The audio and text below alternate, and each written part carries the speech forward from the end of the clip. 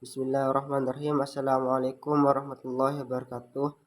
Kami dari kelompok 1 akan mempresentasikan tentang dasar-dasar bahasa Indonesia yang baik dan benar. Bahasa yang baik adalah bahasa yang sesuai dengan situasi sebagai alat komunikasi. Bahasa harus dapat efektif dalam menyampaikan maksud kepada lawan bicara. Karenanya, bahasa yang digunakan pun harus sesuai. Bahasa yang benar adalah bahasa yang sesuai dengan kaidah atau aturan bahasa yang baku, baik untuk kaidah bahasa baku tertulis maupun lisan. Ciri-ciri ragam bahasa yang baku adalah sebagai berikut. Yang pertama adalah penggunaan kaidah tata bahasa normatif. Yang kedua, penggunaan kata-kata yang baku. Dan yang nomor 3, penggunaan ejaan resmi dalam ragam tulis. Yang nomor 4, penggunaan lafal bahasa baku dalam ragam lisan. Meskipun hingga saat ini masih belum ada lafal baku yang telah diterapkan secara umum, dapat dikatakan bahwa lafal baku adalah lafal yang bebas dari ciri-ciri lafal dialek setempat atau bahasa daerah, misalnya atap dan bukan atap. Dan untuk memahami bahasa Indonesia yang baik dan benar itu membutuhkan satu, tata bahasa. Masalah definisi atau batasan kalimat tidak perlu dipersoalkan karena sudah terlalu banyak definisi kalimat yang telah dibicarakan oleh ahli bahasa. Yang nomor 2, ada tata bunyi. Fonologi pada umumnya dibagi atas dua bagian yang meliputi fonetik adalah ilmu yang menyelidiki dan menganalisis bunyi-bunyi ujaran yang dipakai dalam tutur serta mempelajari bagaimana menghasilkan bunyi-bunyi tersebut dengan alat ucap manusia. Yang kedua ada fonemik, adalah ilmu yang mempelajari bunyi atau ujaran yang dapat memfungsikan sebagai pembeda. Dan yang nomor 3 yaitu kosakata. Dalam menggunakan bahasa Indonesia yang baik dan benar, kita dituntut untuk memilih dan menggunakan kosakata bahasa yang benar, sehingga kita bisa membedakan antara ragam bahasa baku dan ragam bahasa yang tidak baku. Kemudian yang nomor 4 yaitu ejaan. Dalam bahasa tulis kita menemukan adanya bermacam-macam tanda yang digunakan untuk membedakan arti sekaligus sebagai pelukis atas bahasa lisan. Segala macam tanda tersebut untuk menggambarkan perhatian antara perhentian akhir, tekanan, tanda tanya, dan lain-lain. Yang nomor 5 adalah makna. Pemakaian bahasa yang benar menggunakan kata yang sesuai dengan tuntunan makna. Misalnya dalam bahasa ilmu tidak tepat digunakan kata-kata yang bermakna konotatif atau kata kiasan tidak tepat digunakan dalam ragam bahasa ilmu. Kalimat yang dipakai dalam bahasa Indonesia adalah kalimat yang efektif. Kalimat efektif itu harus satu, mudah dipahami oleh orang lain. Kedua, memenuhi unsur penting kalimat. Nomor 3, menggunakan kata yang tepat dan serasi.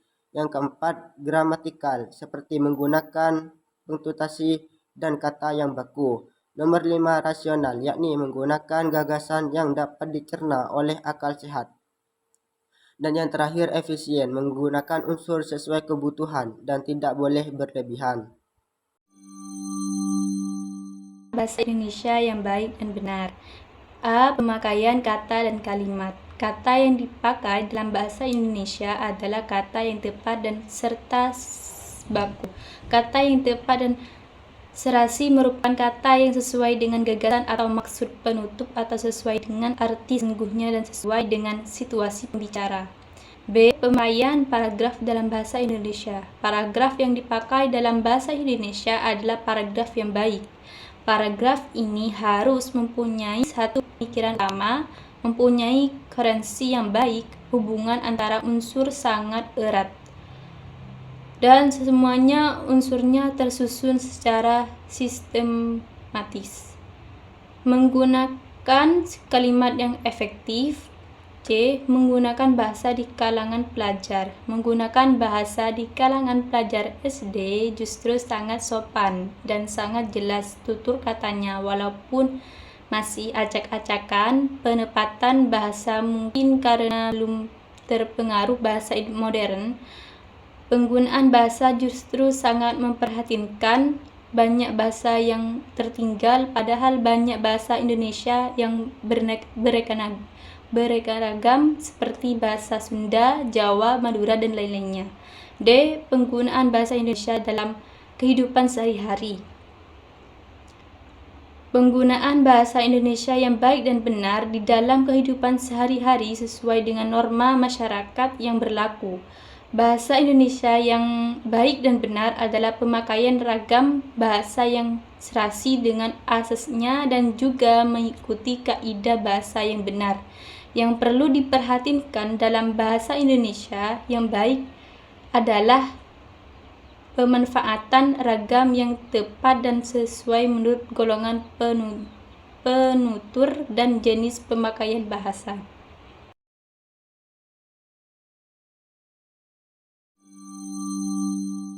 Tiga, kesalahan umum. Kesalahan berbahasa. Pembelajaran bahasa pada dasarnya adalah proses mempelajari bahasa. Dalam mempelajari bahasa tentu tidak luput dari kesalahan. Studi mengenai kesalahan dan hubungannya mengenai pengajaran bahasa digelakkan sebab melalui kegiatan kajian kesalahan itu dapat diungkap dengan berbagai hal berkaitan dengan kesalahan berbahasa yang dilakukan oleh siswa atau pelajar. Apabila kesalahan-kesalahan itu telah diketahui dapat digunakan sebagai umpan balik dan juga penyempurnaan pengajaran bahasa. Hubungan antara pengajaran bahasa dengan berbahasa sangat erat, bahkan Teriga mengatakan bahwa hubungan keduanya ibarat air dengan ikan, sebagaimana ikan yang hanya dapat hidup dan berada di dalam air, begitu juga kesalahan berbahasa sering terjadi pada pembelajaran bahasa.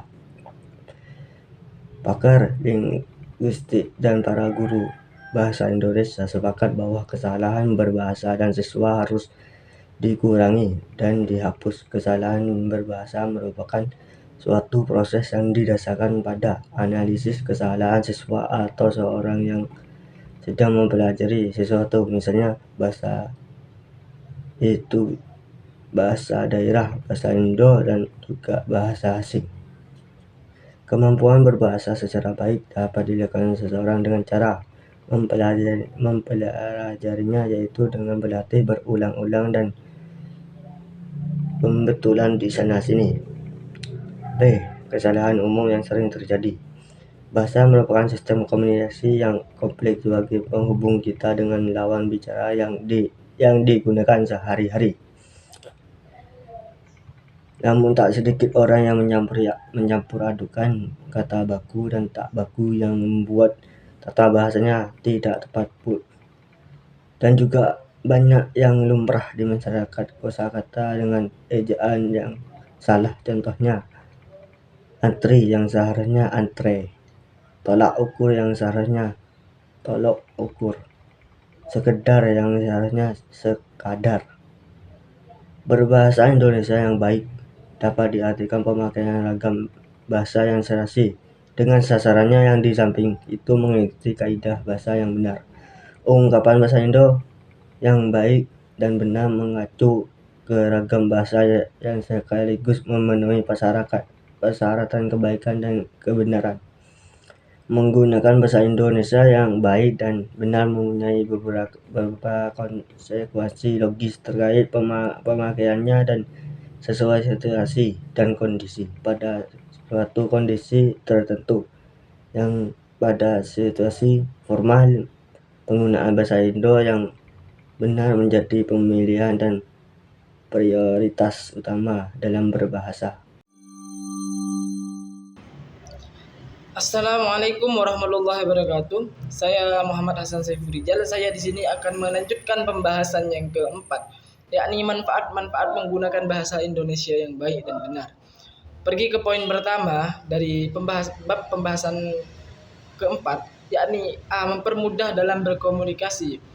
Komunikasi merupakan akibat yang lebih jauh dari ekspresi diri. Komunikasi tidak akan sempurna bila ekspresi diri kita tidak diterima atau dipahami oleh orang lain. Dengan komunikasi pula, kita dapat mempelajari dan mewarisi semua yang pernah dicapai oleh nenek-nenek moyang kita, serta apa yang dicapai oleh orang-orang yang sezaman dengan kita. Sebagai alat komunikasi, bahasa merupakan saluran perumusan maksud kita, melahirkan perasaan kita, dan memungkinkan kita menciptakan kerjasama dengan sesama warga yang mengatur berbagai macam aktivitas kemasyarakatan, merencanakan dan mengarahkan masa depan kita. Pada saat kita menggunakan bahasa Indonesia sebagai alat komunikasi, kita sudah memiliki tujuan tertentu. Kita ingin dipahami oleh orang lain. Kita ingin menyampaikan gagasan yang dapat diterima oleh orang lain. Kita ingin membuat orang lain yakin terhadap pandangan kita. Kita ingin mempengaruhi orang lain lebih jauh lagi. Kita ingin orang lain membeli hasil dari pemikiran kita. Jadi dalam hal ini, pembaca atau pendengar atau khalayak sasaran menjadi perhatian utama kita. Kita menggunakan bahasa dengan memperhatikan kepentingan dan kebutuhan khalayak sasaran kita. Pada saat menggunakan bahasa untuk berkomunikasi, antara lain kita juga mempertimbangkan apakah bahasa yang kita gunakan mudah dipahami oleh orang lain atau tidak. Nah, di sini poin atau inti dari berbahasa yang baik dan benar itu. Karena dapat mempermudah orang lain untuk memahami apa yang kita maksudkan, apa yang kita bicarakan, apa yang kita ingin tunjukkan. Pada saat menggunakan bahasa untuk berkomunikasi pula, antara lain kita juga mempertimbangkan apakah bahasa yang kita gunakan mudah dipahami oleh orang lain atau tidak. Oleh karena itu, seringkali kita mendengar istilah bahasa yang komunikatif. Misalnya, kata makro hanya dipahami oleh orang-orang yang tingkat pendidikannya itu tinggi atau dengan pendidikan tertentu. Namun, kata besar atau luas lebih mudah dimengerti oleh masyarakat umum. Kata gria misalnya lebih sulit dipahami dibandingkan kata rumah atau wisma. Dengan kata lain, kata besar, luas, rumah, dan wisma dianggap lebih komunikatif karena bersifat lebih umum. Sebaliknya, kata-kata gria atau makro akan memberi nuansa lain pada bahasa kita. Misalnya nuansa keilmuan, nuansa intelektualitas, dan nuansa tradisional. Yakni lanjut ke poin yang kedua, B, mempermudah kita untuk berintegrasi dan beradaptasi. Tentu, bahasa yang komunikatif, bahasa yang baik dan benar dapat membantu kita untuk berintegrasi dan beradaptasi. Bahasa di samping sebagai salah satu unsur kebudayaan, memungkinkan pula manusia memanfaatkannya untuk mendapat pengalaman-pengalaman, mempelajari dan mengambil bagian dalam pengalaman-pengalaman itu, serta belajar berkenalan dengan orang lain. Anggota-anggota masyarakat hanya dapat dipersatukan secara efisien melalui bahasa sebagai alat komunikasi. Lebih jauh, memungkinkan tiap orang untuk merasa dirinya terikat dengan kelompok sosial yang dimasukinya, serta dapat melakukan semua kegiatan kemasyarakatan dengan menghindari sejauh mungkin bentrokan-bentrokan untuk memperoleh efisiensi yang setinggi-tingginya. Ia memungkinkan integrasi atau pembaruan yang sempurna bagi tiap individu dengan masyarakatnya. Cara berbahasa tertentu selain berfungsi sebagai alat komunikasi, berfungsi pula sebagai alat integrasi dan adaptasi sosial. Pada saat kita beradaptasi kepada lingkungan sosial tertentu, kita memilih bahasa yang kita gunakan dan bergantung pada situasi dan kondisi yang kita hadapi. Kita akan menggunakan bahasa yang berbeda pada orang yang berbeda. Kita akan menggunakan bahasa yang non formal di lingkungan teman-teman dan menggunakan bahasa formal kepada orang-orang yang kita hormati atau atasan-atasan kita, seperti contohnya dosen, guru, dan sebagainya. Baik, untuk pembahasan yang keempat sudah selesai. Kita berpindah kepada bab ketiga atau penutup, yakni poin pertamanya adalah kesimpulan. Berdasarkan pembahasan dan penjelasan kutipan di atas, dapat kita simpulkan berdasarkan pemecahan rumusan masalah dari bagian pembahasan adalah sebagai berikut. Pertama, kita dapat mengetahui pengertian dari bahasa Indonesia yang baik, yaitu bahasa Indonesia yang penggunaannya sesuai dengan situasi dan kondisi dengan memperhatikan ragam bahasa yang serasi dengan sasarannya. Yang kedua, yakni pembaca dapat menyimpulkan bahwa cara menggunakan bahasa Indonesia yang baik dan benar dalam kehidupan sehari-hari yaitu menggunakan bahasa yang baku dengan kaidah ejaan atau ejaan pedoman umum ejaan bahasa Indonesia atau disingkat PUEBI. Yang ketiga, pembaca dapat menyimpulkan bahwa manfaat yang kita dapatkan dari penggunaan bahasa Indonesia yang baik dan benar yaitu mempermudah dalam berkomunikasi dan beradaptasi di lingkungan masyarakat. Berpindah ke poin yang kedua, yakni saran. Berdasarkan simpulan di atas, kita harus menggunakan bahasa Indonesia yang baik dan benar dengan cara menggunakan bahasa yang baku dengan kaidah ejaan yang benar atau sesuai dengan ejaan bahasa Indonesia yang sedang berlaku. Semua itu agar kita dapat berkomunikasi dan beradaptasi di lingkungan masyarakat. Selain itu, diharapkan setiap teori-teori dan materi-materi yang berkaitan dengan makalah ini dapat dikembangkan dan dianalisis lebih lanjut lagi agar pengembangan ilmu pengetahuan tentang bahasa Indonesia yang baik dan benar bisa lebih lengkap dan sempurna lagi. Sekian dari saya, Muhammad Hasan Saifurijal. Bila ada salah kata, mohon dimaafkan. Assalamualaikum warahmatullahi wabarakatuh.